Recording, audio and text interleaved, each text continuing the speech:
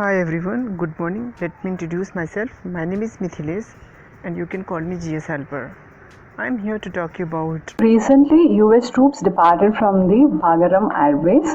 So, this air base coordinated the 20-year-long war in Afghanistan. And in this context, let us discuss the Afghan issue from the mains perspective. And this discussion is divided into 4 segments for a better understanding. So, let's see them one by one. The first one is regarding the reasons for US invasion of Afghanistan. First, that is the beginning of the issue. Second part will be the motives of the US in pulling back its troops right now, right, following the Doha Accord and all. And the third one is the role of Pakistan in Afghanistan politics. And the fourth one deals with India's interest in the entire issue. So the fourth part is going to be much more important, but the first 3 parts are very much important for understanding the fourth part. Alright, so here is the syllabus for your reference. So let us take up the first segment first.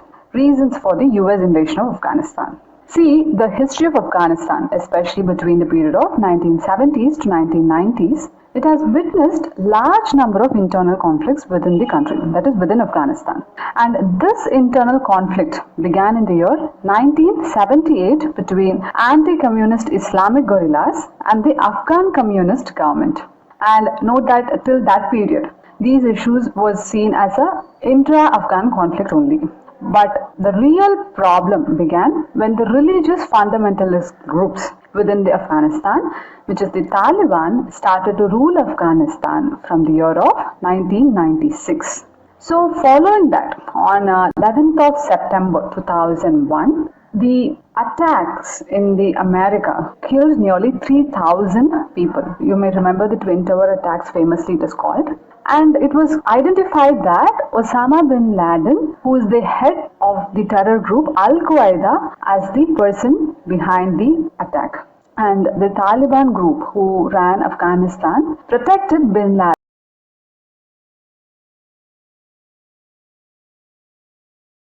As a result, the US President George W. Bush declared war on the Afghanistan because they failed to hand over the man responsible for the Twin Tower attacks. And alongside this, the NATO coalition group led by the US quickly dislodged the Taliban regime and established a transitional government. And due to this, the Al-Qaeda's leaders and key operatives fled to safe havens in Pakistan. And with this, let us move on to the next segment as to the motive of US in pulling back its. See, many experts say that Taliban is a powerful fighting force. And it is believed to threaten the Afghan democratic institutions, citizens' rights, and the regional security. And if you see, the group has withstood counter-insurgency operations from the world's most powerful security alliance, which is the NATO, and 3 US administrators. And it is reported that Afghan war has killed more than 6,000 US troops and contractors and over 1,100 NATO troops. And some 46,000 civilians have died, and an estimated 73,000 Afghan troops and police officers have been killed in operations since 2017. You can see the nature of the war in Afghanistan now. The figures look really ugly, isn't it? And also, the US had reached the conclusion long ago that the war was unwinnable. This was the opinion among the many experts as well. And in 2015 July, the Obama administration had sent a representative to the first ever meeting between the Taliban and the Afghan government that was hosted by the Pakistan in Muri. So note that the first meeting that brought the terrorist group to the negotiation table was hosted in Pakistan under the US directive. Right? And following this, the President Donald Trump, who succeeded Obama, appointed a special envoy for Afghanistan. So what was the mandate? It had a mandate to directly negotiate with the Taliban. And this negotiation finally concluded with an agreement between the US and the Taliban insurgents. And this agreement is what is famously called as Doha Accord. Remember that. And along with this information, let us discuss about Doha Accord in brief. Let us just know what is the essence of it, right? Briefly, Doha Accord dealt with 4 aspects. of the conflict. The first, demanding the Taliban to end the violence. So that is the first demand. And second one is the withdrawal of the foreign troops. So this was a demand from the Taliban side, that is the foreign troops including NATO troops have to withdraw. The third one is asking Taliban to join intra-Afghan peace talks. And the fourth one is to prevent the use of Afghan soil by terrorist groups such as Al-Qaeda and the Islamic State. So the compromise from the US side is to put pressure on the Afghan government to release thousands of Taliban prisoners. And this is the essence of the Doha Accord. So coming back, now focusing on the second aspect of the deal. See, let us note that US pledged to withdraw all its troops by May 1st itself of this year. And it was said that at the time of signing of the agreement, say in February 2020, but after the regime changed in the US, the Biden government also endorsed the Trump-Taliban deal. But what the new government did was, they pushed the deadline for withdrawal further to September 11. And till now, we in detail saw about the US entry to its plan to exit in Afghanistan. Now let us know the role of Pakistan. So why is Pakistan's name being pulled inside the Afghan peace talks? First and foremost, yes, of course, it's a neighboring country, so involving it is going to be important. And apart from that, Pakistan was one of the three countries that had recognized the Taliban regime in 1990. And also, the Taliban captured much of the country with the help from Pakistan's inter-service intelligence.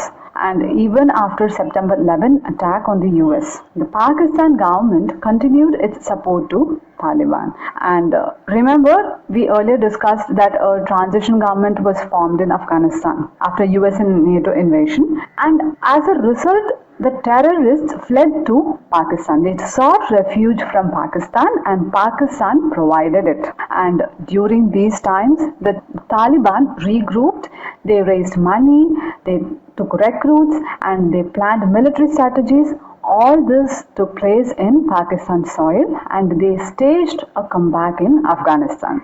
Now, when the US is leaving and the Taliban are advancing, Pakistan is again in the spotlight because of the help it provided to the insurgent group earlier. And all this is happening, but India's name also repeatedly pops up in the Afghanistan issue. So how does this development impact India's interest? So that will be the fourth and the most important part of our discussion. See, in the past, due to the terror activities of Taliban, India has been very critical of the Taliban coming to the power, and we have also shown resistance to publicly dealing with the Afghanistan. That is, India never was in support until recently to negotiate with Taliban in equal terms in the same table. Okay, and also India supports the Ashraf Ghani government and backs the idea of an Afghan-led, Afghan-owned, Afghan-controlled process.